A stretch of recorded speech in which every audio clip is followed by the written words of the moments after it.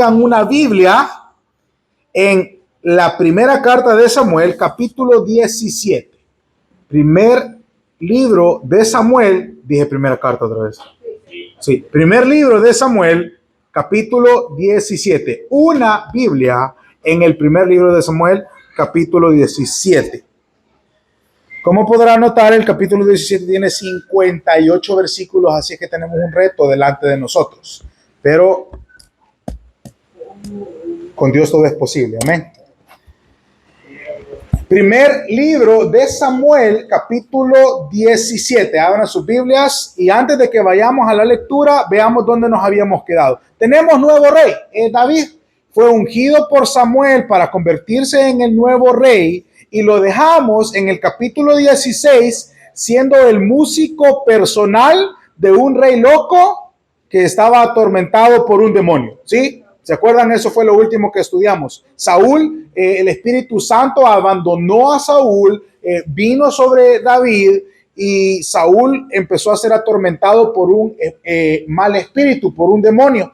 Y cuando el mal espíritu lo atormentaba, lo único que lo calmaba era la música que producía precisamente David, que tocaba con su arpa. Pasó algún tiempo, probablemente, y ya nos vamos a dar cuenta en la historia, tuvieron que haber pasado quizás algunos años. Y cuando lo leamos vamos a ver por qué es que probablemente habían pasado algunos años. Pero eso es suficiente como introducción. Vamos al capítulo 17, versículo 1.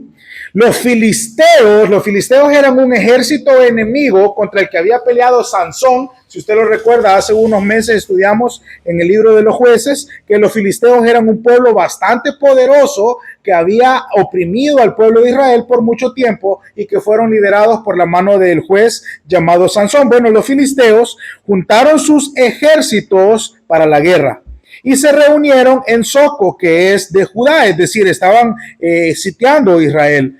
Acamparon entre Soco y Aseca en Efes Damín.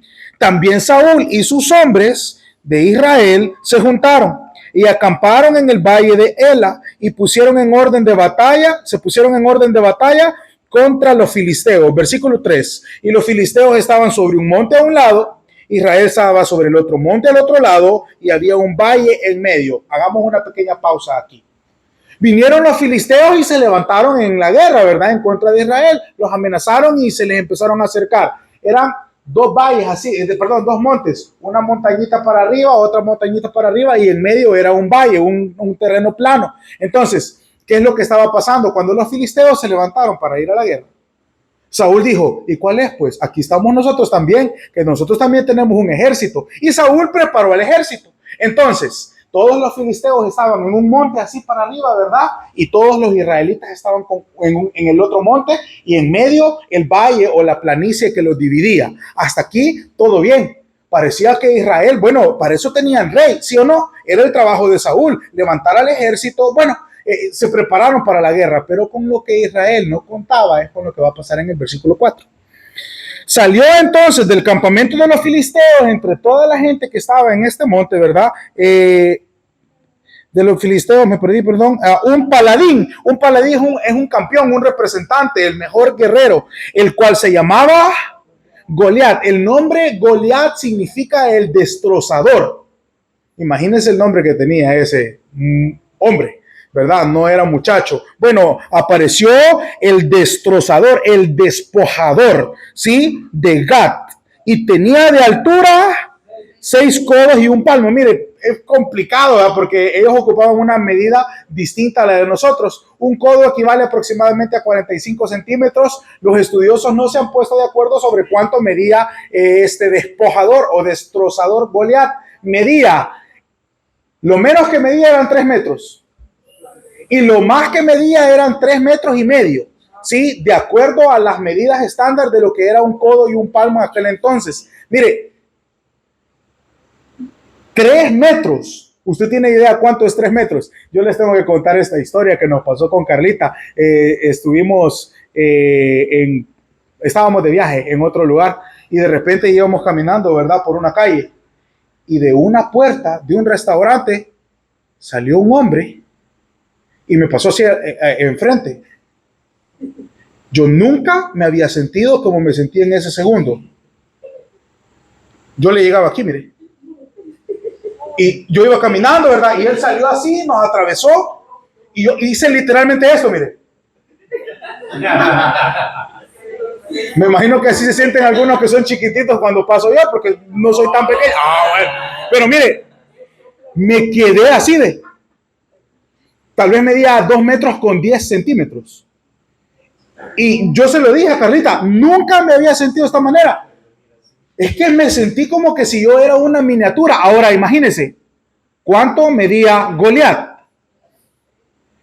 El porte, la presencia que Goliat imponía solo de aparecer. Hey, yo me imagino que daba miedo. ¿Sí? Era un hombre de mínimo 3 metros. ¿Sí?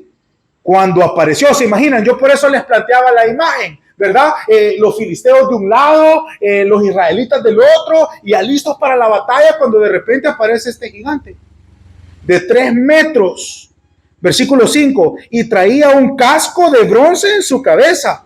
Mire, esto va a ser interesante más adelante, porque los que saben la historia saben cómo murió, ¿verdad?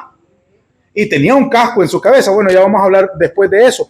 Llevaba una cota de malla y era el peso de la cota 5,000 ciclos de bronce. Aquí voy a hacer otra pausa. Una cota era como un peto, como una especie de camisa hecha de metal, de bronce, ¿sí? Que era para protegerlo de la espada o de las lanzas o de las flechas. Dice que esta cota o esta malla o este chaleco, llamémoslo así, pesaba en libras aproximadamente 200 libras.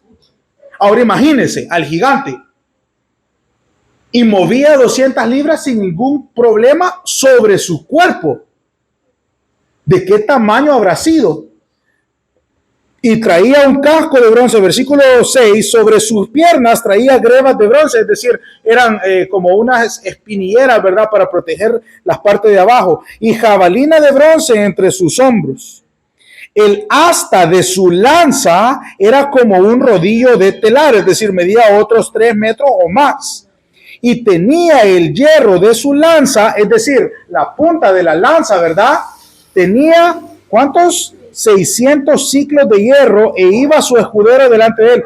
600 ciclos de hierro equivalen aproximadamente a 25 libras.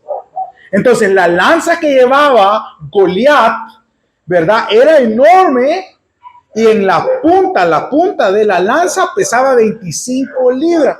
Miren, algunos muchachos cuando van al gimnasio se sienten muy orgullosos de poder levantar 25, 35, 40 libras. Bueno, esa era solo la punta de la lanza en la que él tenía. ¿Se están imaginando la figura, la imagen de qué tan imponente y temeroso era Goliat? Bueno, versículo 8. Se paró en medio, ¿verdad? Pasó al valle. Se paró en medio y dio voces a los escuadrones de Israel diciéndoles, ¿para qué se han puesto en orden de batalla? ¿Acaso no soy yo filisteo y ustedes siervos de Saúl, es decir, israelitas, verdad? Los estaban menospreciando. Escojan entre ustedes a un hombre que venga a enfrentarme. Estaba retando a uno, ¿verdad? En pocas palabras, y era algo que se solía hacer en aquel entonces, cada uno de los pueblos escogía. Alguien ayúdele a Wilber, por favor, porque no van a dejar de ladrar a los perros.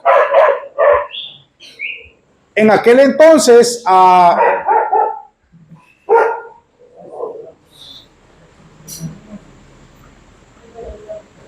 listo. En aquel entonces lo que hacían los pueblos cuando iban a la guerra era, en lugar de matarse, ¿verdad? Todos contra todos, escogían un campeón cada uno y se iban a un duelo, uno contra uno, y el que vencía era el ganador de todo el ejército. Entonces, eso es lo que está proponiendo aquí Goliat. Dice, aquí estoy yo.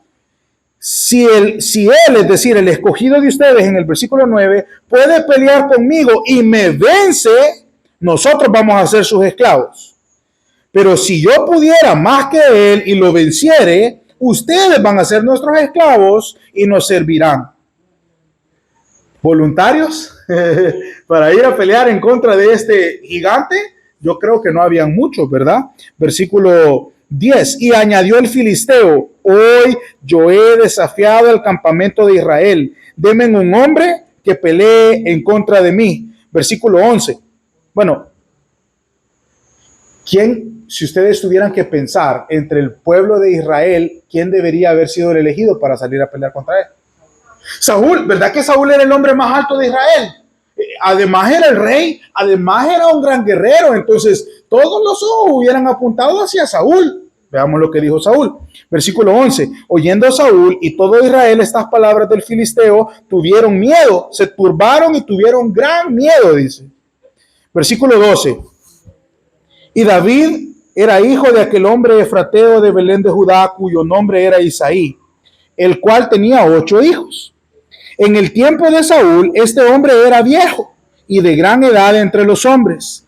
Y los 3 hijos mayores de Isaí, que habían ido para seguir a Saúl a la guerra, los nombres de sus hijos eran Eliab, el primogénito, Abinadab, el segundo, y Sama, el tercero. ¿Se acuerdan que estos habían sido candidatos al trono? Y el Señor dijo, no te fijes en su apariencia, yo los desecho. Entonces, 3 de estos hijos estaban ahí en la guerra. Versículo 14.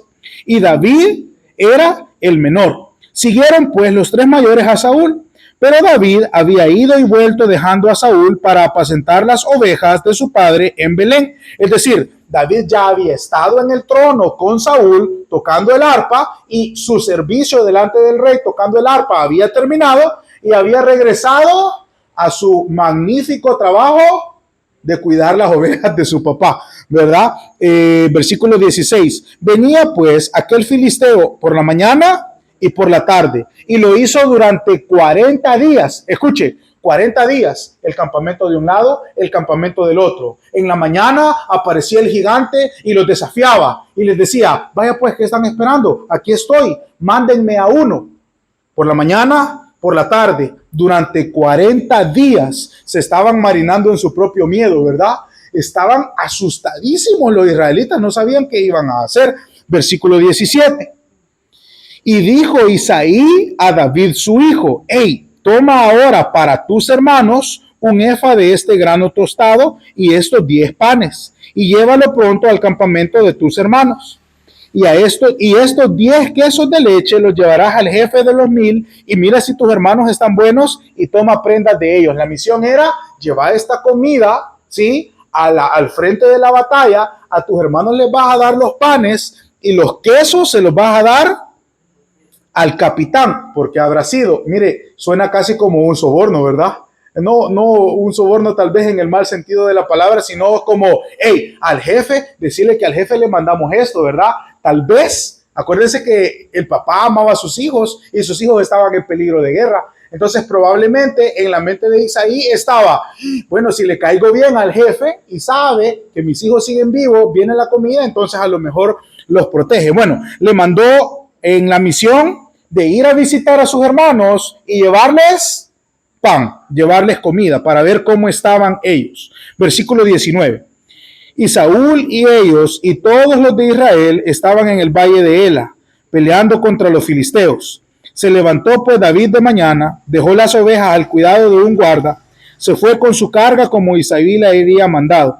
Llegó al campamento cuando el ejército salía en orden de batalla y daba el grito de combate. Versículo 21. Se pusieron en orden de batalla Israel y los filisteos, ejército frente a ejército. Entonces David llevó su carga en mano del que guardaba el bagaje, dejó su carga en mano del que guardaba el bagaje y corrió al ejército. Es decir, el momento en el que David, es lo que sucedía. No estaban peleando, sino que había un momento en el que se ponían firmes, ¿verdad? Y se paraban firmes todos los filisteos como que ya iban a ir a pelear y se paraban firmes todos los israelitas como que ya iban a pelear y era el momento en el que Goliat pasaba al frente, ¿verdad? Y todos le daban su atención porque nunca se sabía en qué momento se iba a desatar la guerra. Entonces, cuando sonaba la trompeta, todos se ponían firmes de este lado y es porque algo iba a pasar. Y lo que estaba pasando es que mañana y tarde Goliat pasaba y los amenazaba, ¿verdad? Y se burlaba de ellos. En ese momento en el que sonó el sonido de la guerra, fue que David llegó a visitar a sus hermanos. Entonces, cuando llegó, dejó la carga, dice, mira, aquí le traigo, ¿verdad? Y salió corriendo al frente de la batalla. Corrió al ejército, dice versículo 21 todavía, corrió al ejército y cuando llegó preguntó por sus hermanos si estaban bien, ¿verdad? Haciéndole caso a su papá. Versículo 23. Mientras él hablaba con ellos, con sus hermanos, he aquí que aquel paladín que se ponía en medio de los dos campamentos, se llamaba Goliat, filisteo de Gat, salió de entre las filas de los filisteos y habló las mismas palabras, excepto que hoy pasó algo distinto. Las escuchó David. Todos los varones de Israel que veían a aquel hombre huían de su presencia y tenían gran temor. Y cada uno de los de Israel decía: ya vieron a aquel hombre que salió, se adelanta para provocar a Israel. Al que venciere, dice, escuche el rumor, al que venciere, el rey ha prometido que le enriquecerá con grandes riquezas, le dará a su hija y liberará de tributos a la casa de su padre en Israel. Es decir, les va a dar libertad, ¿verdad? Versículo 26. Entonces habló David a los que estaban junto a él diciendo: ¿qué harán al hombre de Israel, al hombre que venciere a este filisteo y quitare la vergüenza de Israel? Porque ¿quién se ha creído este filisteo incircunciso para que provoque a los escuadrones del mismo Dios viviente? Miren este David, ¿verdad? Atrevido, esa es la palabra que buscaba, ¿sí? Va siguiendo la historia, ¿verdad? Los tienen bien asustados. David llega, cuando David escucha, dice: bueno, ¿y este quién se cree? A saber si no lo había visto. No sabemos, ¿verdad? Pero ¿quién es ese, verdad? ¿Y qué se ha creído hablando mal de nosotros? Versículo, y preguntó: ¿cuál es el premio para el que lo venza? Versículo 27. El pueblo le respondió las mismas palabras diciendo: así ha dicho el hombre que venciera. Y oyéndole hablar, escuche, Eliab su hermano, el hermano mayor, con aquellos hombres, se encendió en ira contra David y le dijo: ¿y vos qué andas haciendo aquí, muchacho metido, verdad? O entrometido. Dice: ¿a qué has descendido? ¿Y a quién le has dejado aquellas pocas ovejas en el desierto? ¿Sabe qué es lo que le está queriendo decir este hermano? ¿Y vos qué haces aquí, muchacho, si vos sos pastor de ovejas? ¿Qué tenés vos que hacer aquí en la guerra? No te metas en donde nadie te ha llamado, no te metas en lo que no te importa, ¿sí? Eso es lo que le está diciendo el hermano mayor, ¿verdad? Al hermano menor. Yo conozco tu soberbia, le dice, y la malicia de tu corazón. Para ver la batalla has venido, ¿verdad? Vos, literalmente eso fue lo que le dijo. Aquí nadie te ha llamado, vos no tenés nada que estar haciendo aquí. Su hermano lo menospreció. David le respondió: ¿y qué he hecho yo? Le dice. Y no es esto mero hablar, pues, le dice. Imagínense, es pleito de hermanos, ¿verdad? Le respondió al hermano mayor y apartándose de él hacia otros, dijo: aquí nadie me va a ayudar, ¿verdad? A hacer lo que quiero.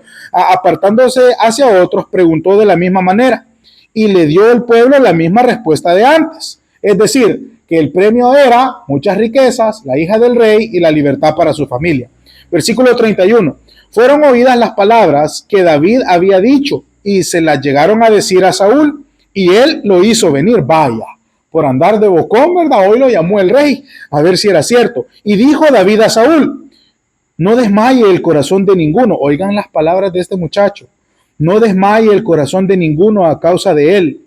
Tu siervo irá y peleará contra este filisteo. Es decir, no te preocupes, rey, yo lo voy a ir a matar. Sí, versículo 33, dijo Saúl a David: no vas a poder ir vos en contra de ese filisteo para pelear con él si sos apenas un muchacho y él es un hombre de guerra desde su juventud. David le vuelve a responder a Saúl: tu siervo era pastor de las ovejas de su padre, y cuando venía un león o un oso y tomaba alguno de los corderos de la manada, yo salía tras él y lo hería y lo libraba de su boca. Y si se levantaba en contra de mí, yo le echaba mano de la quijada y lo hería y lo mataba.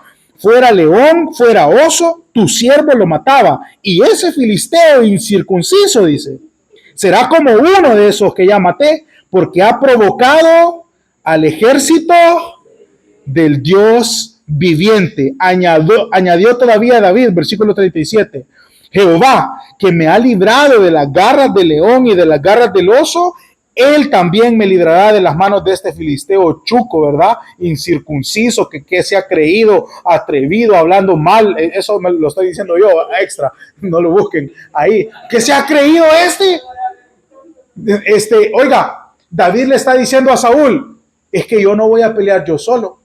A mí el Señor me ha protegido y el Señor me va a dar la victoria. Vean la fe y la manera de expresar la fe que tenía. Cuando lleguemos a las aplicaciones y al estudio vamos a hablar de eso.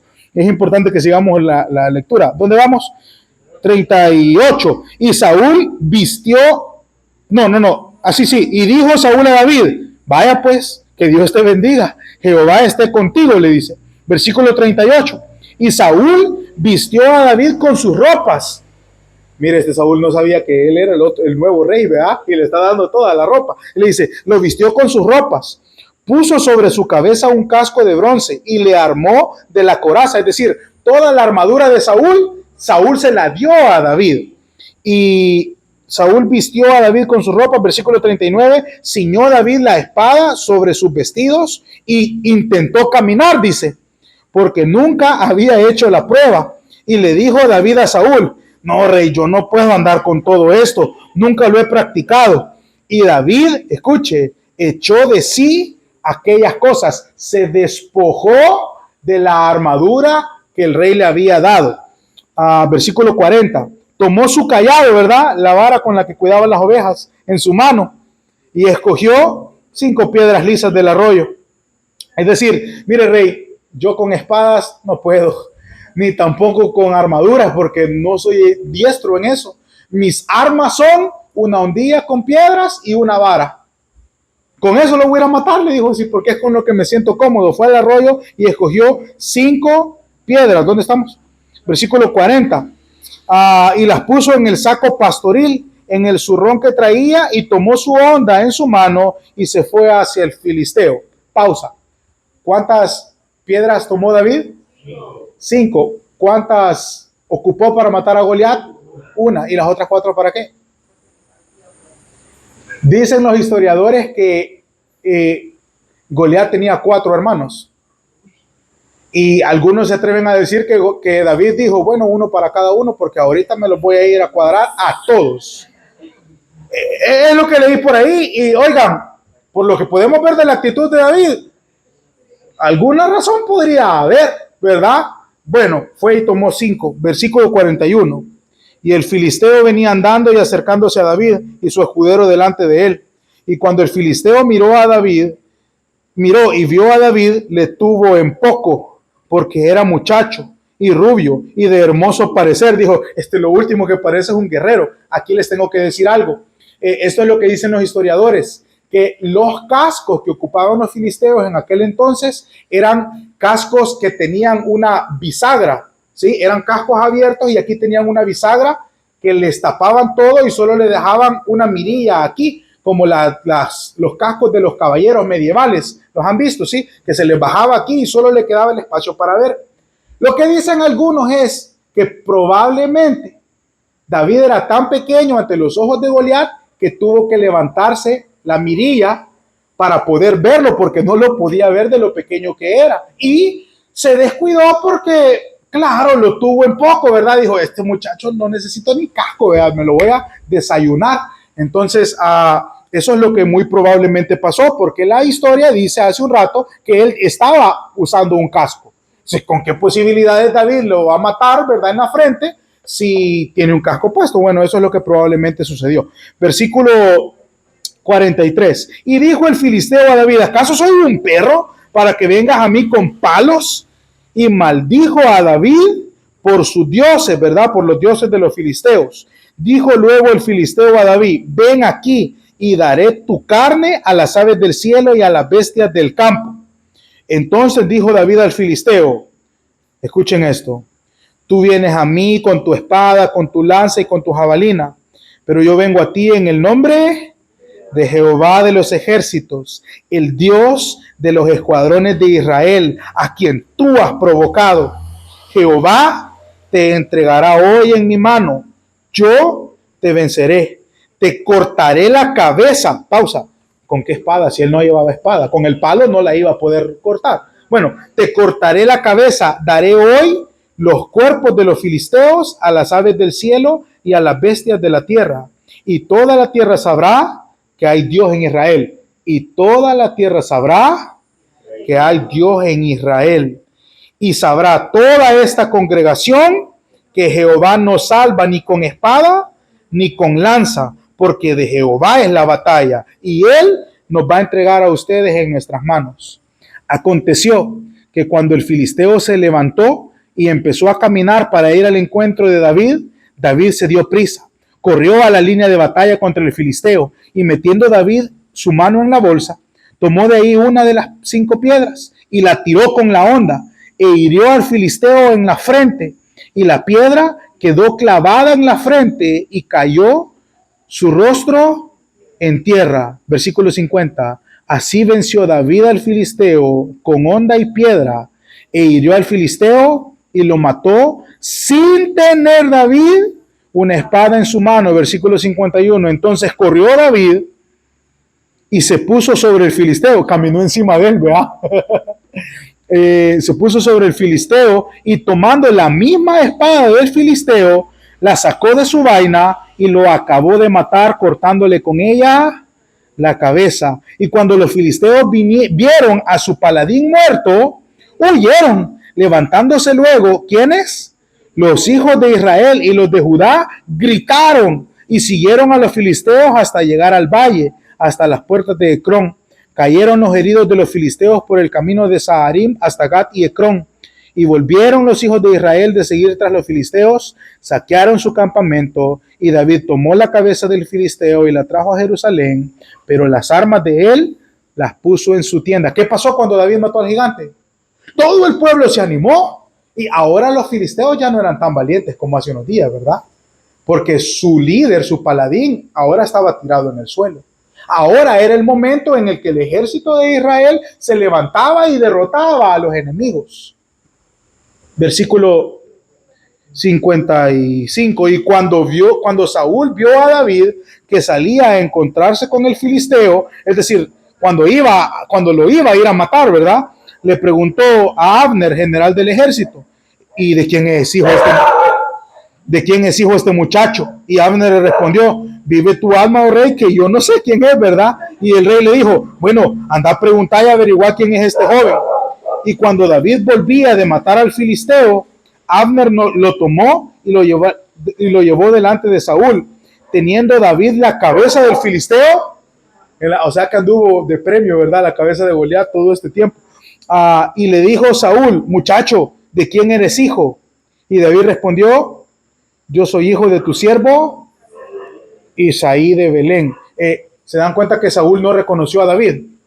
Es probable porque habían pasado unos cuantos años y David ya no era el muchachito que tocaba el arpa, sino que ahora se había convertido en un hombre joven, ¿verdad? Porque a este punto ellos ya habían tenido una relación, pero Saúl no lo logró reconocer. Bueno, ¿qué les pareció la historia? Y lo único que hicimos ahorita fue leerla. Ahora, pónganme atención porque esta es la parte importante. La Biblia enseña, escuchen, que el Antiguo Testamento es una figura de lo que iba a suceder en el Nuevo Testamento. Es decir, que el Antiguo Testamento, les voy a poner este ejemplo, es como un modelo a escala. Se han fijado que cuando van a construir un gran edificio, los arquitectos primero hacen un diseño en la computadora, ¿verdad? De cómo va a ser este edificio. Y además de eso, hacen una maqueta, ¿sí? Un modelo a escala de cómo va a terminar siendo la obra final. Bueno, la misma Biblia enseña que el Antiguo Testamento es una maqueta o un modelo a escala de lo que iba a suceder en el Nuevo Testamento. ¿Quién es el personaje principal? Bueno, de toda la Biblia, pero del Nuevo Testamento. Jesús. Entonces, la misma Biblia enseña que todo lo que sucede en el Antiguo Testamento es una proyección de quién va a ser Jesús. Los estudiosos, los teólogos, llaman a esto una cristología, es decir, una representación figurativa de Jesús antes que naciera Jesús, ¿sí? Es cómo se ve Jesús en el Antiguo Testamento, ¿sí? Entonces, lo que vamos a hacer en los pocos minutos que nos quedan es 58 versículos hemos leído. ¿Cuántas veces creen que aparece una figura de Jesús en este capítulo? ¿Encontraron alguna similitud con Jesús en la historia? ¿Algo en lo que Jesús se parezca? ¿El qué, perdón? ¿Los dos eran de Belén? Sí, ese es un buen punto, ¿verdad? Los dos eran de Belén, eran de la misma tribu, ¿verdad? De Judá. Pero vamos a encontrar al menos 10, escuchen, 10 apariciones o figuras de Jesús en el capítulo que acabamos de leer. Vayan conmigo rápido y si tienen dónde apuntar, apúntenlas. Yo me di gusto encontrándolas y estudiándolas. La primera, es decir, vamos a comparar a David con Jesús. Cómo David en esta historia representa el trabajo que Jesús iba a venir a hacer unos cuantos o varios cientos de años más adelante. La primera es ungido.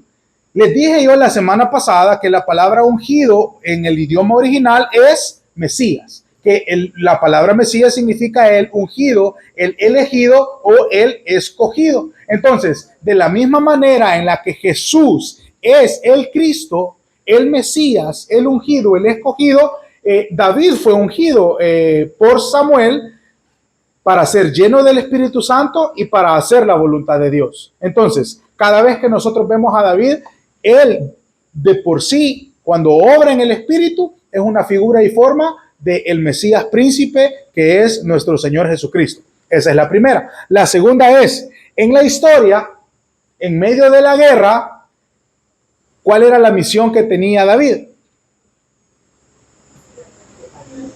Ir a ver a sus hermanos para llevarles comida. Fue enviado por su padre a sus hermanos. ¿Sí? Exactamente lo mismo fue lo que sucedió con Jesús. Fue enviado por el Padre a nosotros. David trajo pan a sus hermanos, ¿sí? Jesús es el pan. De la misma forma en la que en esta historia David fue enviado por su papá hacia sus hermanos, Jesús fue enviado por su Padre a este mundo por sus hermanos para traer el pan, es decir, Él es el pan. El tercero, esta está buenísima. ¿Qué fue lo que David preguntó cuando llegó a la batalla? ¿Hola? La recompensa, ¿sí? Había una recompensa. David fue tras la recompensa. Jesús vino y había una recompensa. ¿Cuáles eran las 3 recompensas que le habían ofrecido al que derrotara a Goliat? Riquezas, la hija y la libertad de los impuestos, ¿sí? La libertad de la esclavitud impuesta por el gobierno. La Biblia dice que nosotros somos la herencia del Señor. Jesús vino por nosotros. Nosotros éramos la riqueza. ¿Se imagina? No parecemos, ¿verdad? Si usted se pone a pensar, usted y yo no valíamos la pena. Pero dice Jesús, dice en el libro de los Hebreos, que Jesús, por el gozo puesto delante de él, sufrió el oprobio. Es decir, cuando Jesús iba caminando a la cruz, lo que había en su mente éramos nosotros. Nosotros éramos su premio. Nosotros éramos la recompensa. Nosotros éramos la riqueza que habían prometido para el que fuera a derrotar al enemigo en esta guerra. Le ofrecieron a la hija del rey, ¿verdad? Para que se case con ella. Han escuchado que la iglesia es la novia de Cristo, ¿sí? Entonces Jesús vino por la riqueza, vino por la hija y vino para traer libertad a sus hermanos, que somos nosotros. Por eso dice más adelante que Él no se avergüenza de llamarnos sus hermanos. Desde que nacimos de nuevo, si somos hijos de Dios, hemos venido a ser coherederos, dice, de la gracia y de todas las maravillas que el Señor tiene preparadas para nosotros. Entonces, en esta historia, de la misma manera en la que David fue tras la recompensa, Jesús vino por la recompensa. Ahora, no es una recompensa terrenal, ¿verdad? Nosotros éramos la recompensa. La cuarta referencia, esa está bastante sencilla. Los dos eran pastores.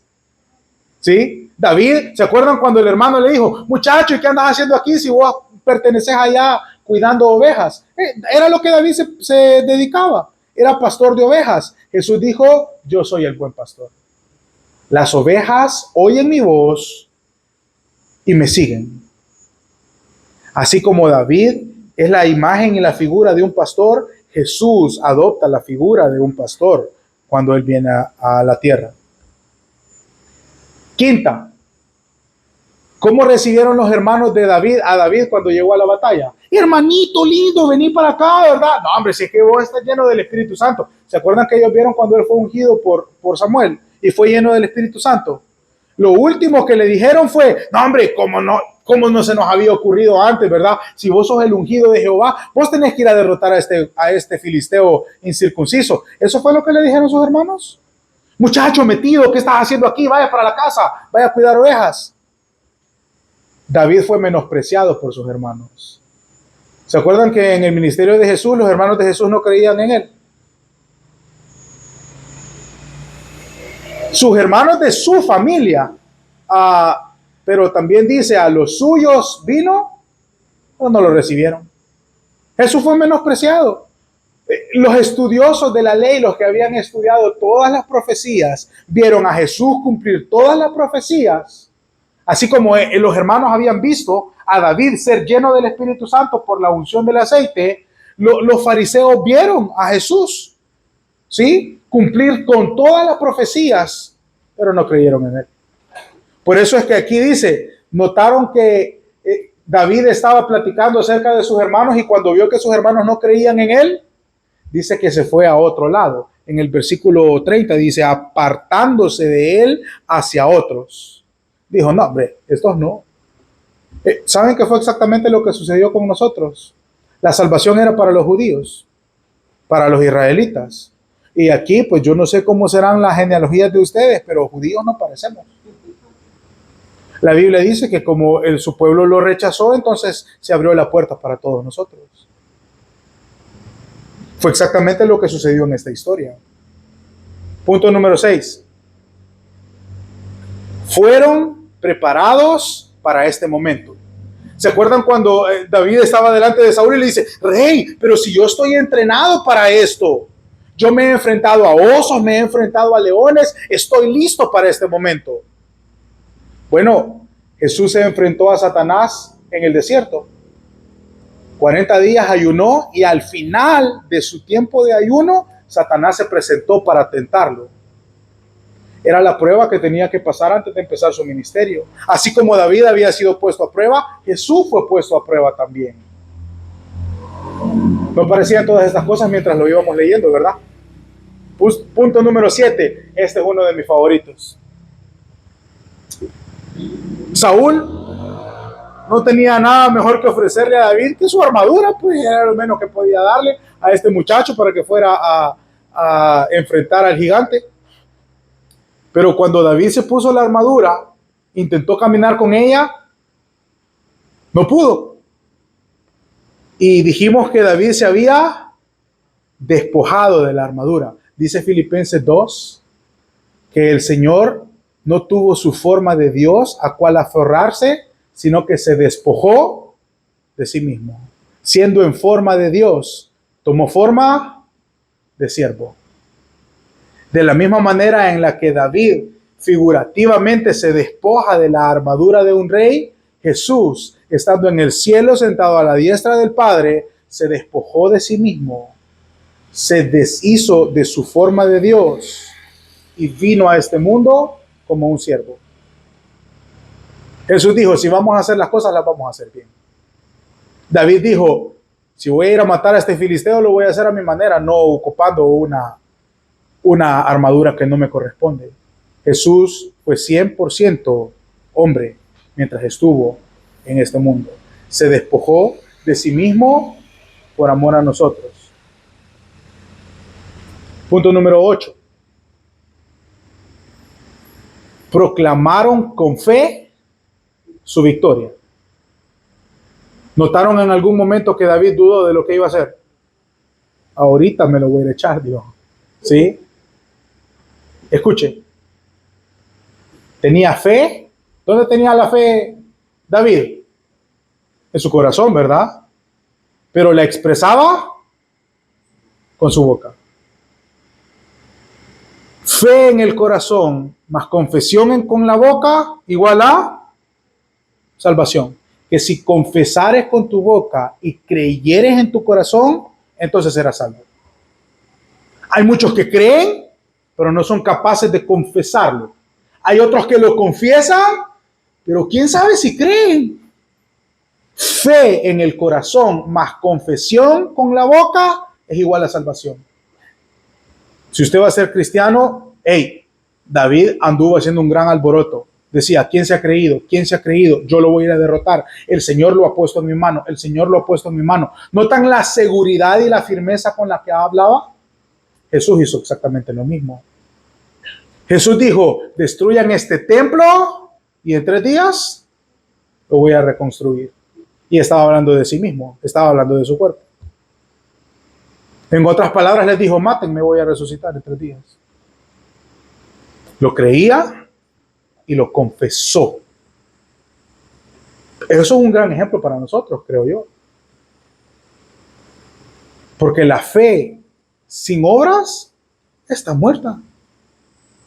La fe que salva es la fe que está en el corazón, pero se ve a través de las palabras o a través de las acciones.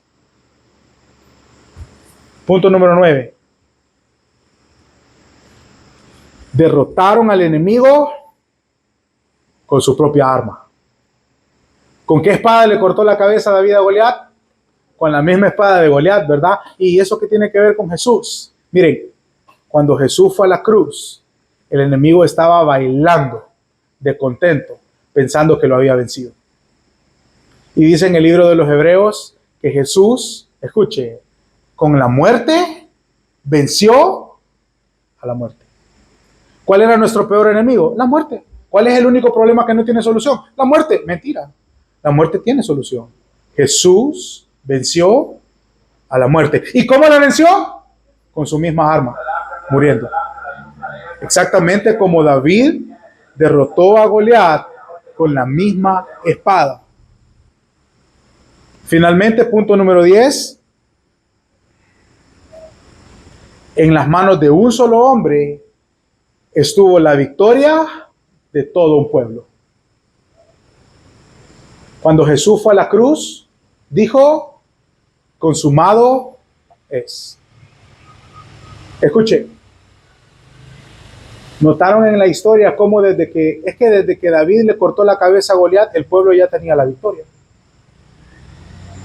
Desde que Jesús murió en la cruz, entregando su vida por usted y por mí, tenemos vida eterna, salvación y vida eterna. Consumado es, el trabajo está hecho.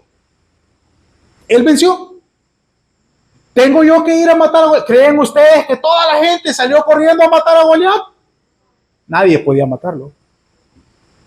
Todos le tenían miedo. Claro, era un enemigo temible. Desde que Jesús venció a la muerte y nos dio la salvación por medio de esa victoria, nosotros ya no tenemos que ganarnos esa salvación. Él ya lo hizo. Él ya lo hizo. Se trata de Jesús. El personaje principal de esta historia es Jesús. Ahora, hay algo interesante aquí. La victoria ya había sido obtenida, sí, desde que Goliat estaba en el suelo con la cabeza cortada. ¿Qué hizo todo el ejército? Salió corriendo a destruir a los que quedaban del enemigo. Eso es lo que se espera de nosotros. Ahora es nuestro turno. La salvación ya la tenemos ganada. Al enemigo más temible Jesús ya lo derrotó, que es la muerte. Pero ¿y entonces pues ahora qué? ¿Nos vamos y celebramos con él? Todavía hay trabajo que hacer. Había que derrotar a los últimos poquitos que quedaban, que por cierto salieron corriendo porque eran unos cobardes sabiendo de que su derrota ya había sido establecida. Eso es lo que se espera de nosotros. Jesús ya derrotó a la muerte. Ahora nosotros vivamos por él. Ahora nosotros vamos a la guerra. ¿Se acuerdan? Así empezó esta historia. Los israelitas estaban listos para la guerra porque pensaron que la pelea era 1 contra 1 hasta que apareció Goliat. Pero Jesús venció al Goliat de nuestra vida. El enemigo más grande ya fue derrotado. Ahora nuestro trabajo, si somos parte del ejército, es luchar en esta guerra espiritual, sabiendo que la victoria ya nos ha sido dada. 58 versículos. Hay como otras 5 cosas más que no nos va a quedar tiempo de encontrar o de estudiar. Pero quiero terminar con esto. 58 versículos y toda esta historia. ¿Quién es el personaje principal de esta historia? Les pregunto. ¿David? Jesús. La Biblia se trata de Jesús. La iglesia se trata de Jesús. Nuestra vida debería tratarse de Jesús. Jesús debe ser el protagonista. No se trata de mí. No se trata de mis planes, no se trata de mis deseos, no se trata de mis habilidades, no se trata de mis fuerzas, no se trata de mi valentía, no se trata de lo que he hecho, se trata de la cruz. Se trata de lo que Jesús hizo. Se da cuenta que en esta historia, sin saberlo, David fue una figura que modelaba a Jesús. Ese es nuestro trabajo hoy en día. Parecernos a Jesús, hacer lo que Él hizo. Amar a Dios con todo nuestro corazón, con toda nuestra fuerza, con toda nuestra mente, y a nuestro prójimo como a nosotros mismos. El primer paso para poder ser más como Jesús es ser llenos del Espíritu Santo. David pudo hacer todas estas cosas porque el Espíritu Santo estaba con él. Porque Jesús nos recuerda una vez más, separados de Él, no vamos a poder hacer nada. Oremos. Padre, esta tarde, Señor, te damos a ti una vez más toda la gloria y toda la honra, Señor. Perdónanos, Señor, si es que confundidos hemos pensado que esta vida se trata de nosotros, Señor. Que esta vida se trata de nuestros logros, de nuestros éxitos, de nuestros planes, de nuestra familia, de nuestros estudios, de nuestro dinero, de nuestras relaciones. Se trata de tu Hijo Jesús, Señor. Se trata del amor que derramaste sobre nosotros en esa cruz. Así es que hoy, Señor, te pedimos que nos ayudes a vivir de esa manera, Señor, poniéndote a ti en el centro, Padre, y que cada día podamos representarte a ti, Señor, donde sea que estamos, porque estamos llenos de tu Espíritu, Padre. En el nombre de Jesús. Amén.